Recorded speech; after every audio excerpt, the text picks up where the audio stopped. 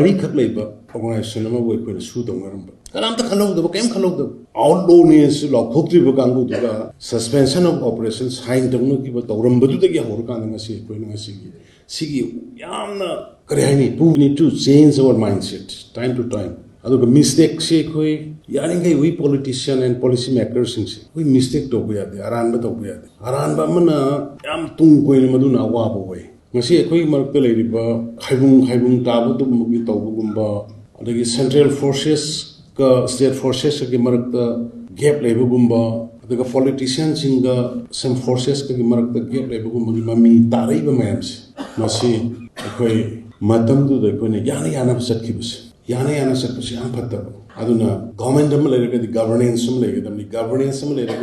with a concrete policy with vision koi tawba mathuk tai Houjik kanagumba agency kharana khoi government si destabilize tawna bu khona bu yawi karigi moi gi favor de leite adu moi gi favor de laina ba dum chatlagana khoi gi society de khoi gi sing to ki bata look ki bata madu gi confrontation gi stage the many people are taking advantage even khoi gi elected members they have been psychologically threatened. Psychologically, elected members involved. Kauraga, wari sarga, unaraga, laiba potse. The mistake tikaram kan taukiba 2005 take taukiba mistake. Karmaina only me tara mari khak leiba Organisationama wo ko su Tounaramba. Kalam ta khalogda kem khalogda. Outlaw ne su lok phokti ba kangu duga suspension of operations hain dongno ki ba Tounaramba du dagi hor kan ngasi ko ngasi gi.